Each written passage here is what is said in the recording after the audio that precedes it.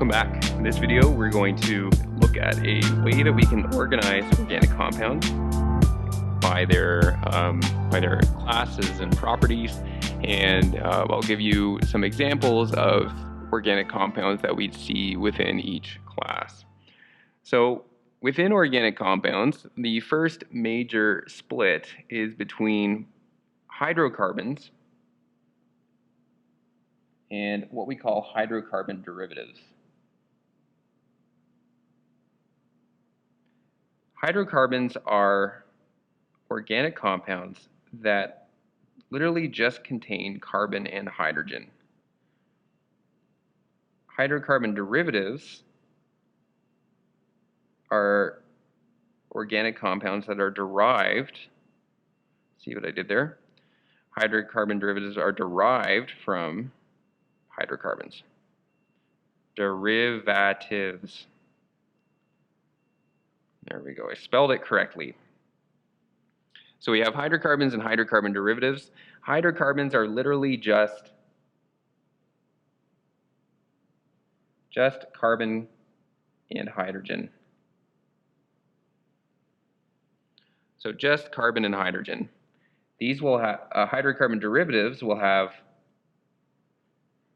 carbon, hydrogen, and some oxygen or nitrogen or sulfur or phosphorus, or the list goes on and on. Hopefully you get the idea. Hydrocarbons are just carbon and hydrogen. That's why we call them hydrocarbons. You can kind of see it right in the name, hydrogen and carbon. All right. So within hydrocarbons, we have another little branching point. Within hydrocarbons, we have a class of compounds called aromatic hydrocarbons.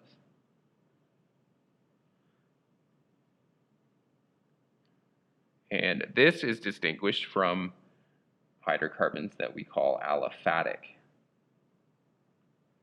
Those are two new words for you, aliphatic and aromatic. You might think aromatic means that these are pleasant smelling compounds. That's not always the case, and not all of them have smells, but historically some of them did have smells, and a lot of them did. So that's why the term aromatic kind of stuck around. But really, for your purposes in high school chemistry, aromatic really just means that it's based on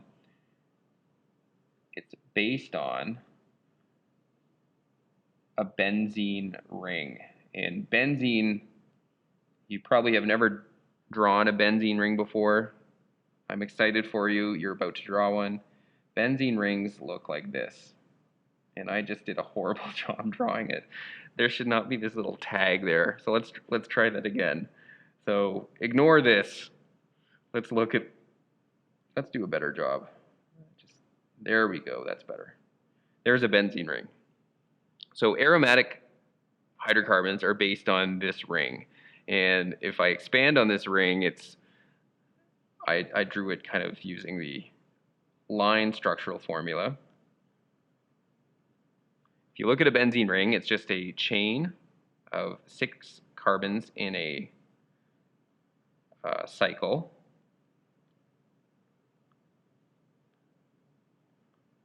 And then it usually gets drawn with, 3 double bonds, showing 3 double bonds between carbons, and they kind of, we go from single to double, single, double, single, double. That's not actually what's going on here. This is, there's a lot more going on inside the benzene ring. It's not as simple as just having 3 single bonds and 3 double bonds. That's an incorrect view, but when we draw it, it actually helps it, it makes sense for the drawing, but that's not what's really going on in actuality. So as you can see, there's still just carbons and hydrogens, but basically any hydrocarbon that has this type of structure in it is going to be labeled aromatic. And this is kind of arbitrary too. I mean, you can have aromatic hydrocarbon derivatives. It just means you've got this benzene ring with some oxygens and nitrogens attached to it. Okay, we'll see some examples of that. So aromatic hydrocarbons are based on the benzene ring. Aliphatic hydrocarbons, well, they're not based on the benzene ring. So aliphatic hydrocarbons have no benzene. No. Down boy, no benzene. So what are they based on? Well, these are the simplest ones we have. The aliphatic hydrocarbons are things called alkanes, which we're going to see in the next video. You're going to love this. The next one is called alkenes. And then look at this. The last class is called alkynes. Alkanes, alkenes, and alkynes. Who is responsible for naming these? Probably somebody from Calgary. It's like those neighborhoods in Calgary where every street has the same name, except it's just drive or boulevard or, you know, passage or street, but it's like they all have the same name. Anyway, alkanes, alkenes, and alkynes. These are all aliphatic. They don't have any benzene in them.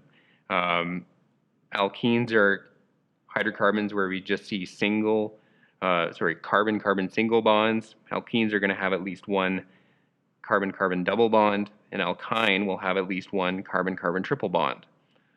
And we're going to do some videos on these, coming up next. Okay, so those are hydrocarbons. Hydrocarbons are literally just carbon and hydrogen.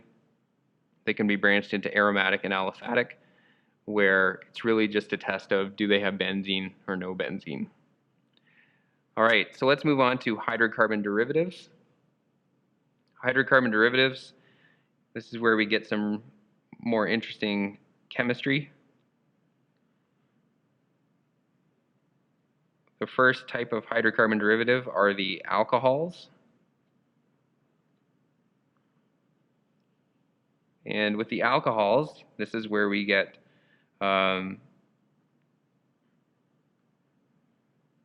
compounds that have an OH group. They're going to have some, a carbon chain with OH attached to it. Those are the alcohols.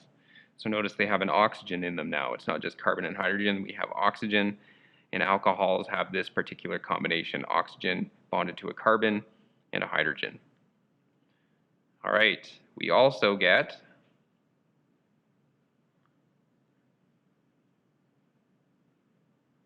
a class of compounds called alkyl halides. So these are going to be carbons bonded to halogens.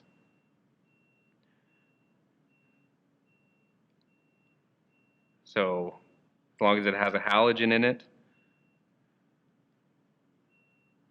like that, we've got, this is chloromethane and this is 1-bromopropane. Okay, these are alkyl halides because they have halogens in their structure, bonded to carbons. The other group that we look at is the carboxylic acids.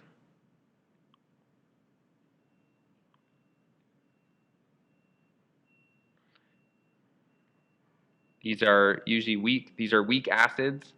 They give up at least one proton, but they all have this little group in common. They have a double bond to an oxygen and an OH group. Okay, and they can, you can add things to the chain and however many carbons you want to the chain. This looks like 1, 2, 3. This is propanoic acid. Carboxylic acids can be found in a lot of foods. They are used actually along with alcohols to make our last type of organic compound,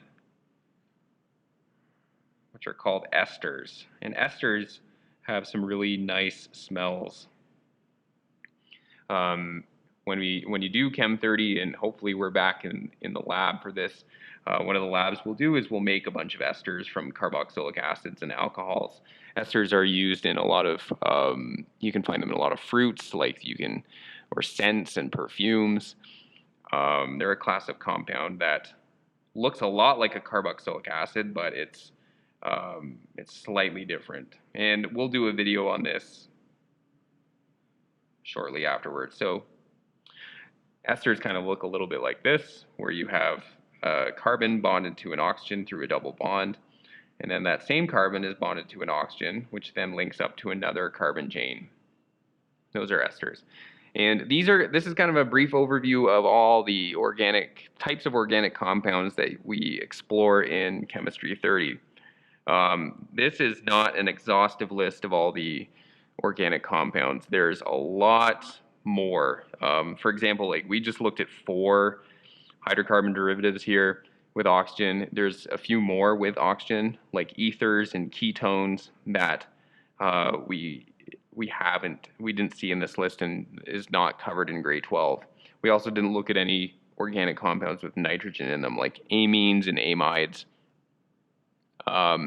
They're very important for studying proteins and metabolic processes, but you won't see any compounds with nitrogen in them in grade 12. The only structures that you would see with nitrogen in them would be amino acids, and that's not really something that's covered a whole lot in Chemistry 30. All right, in our next video, we're going to be looking at alkanes, and I'm going to show you some simple alkanes, and we're going to spend some time learning how to name them. A big part of studying organic compounds is learning how to draw them, how to recognize their structures, and here's the fun part, how to name them. I'm not joking, it's very fun. See you in the next video.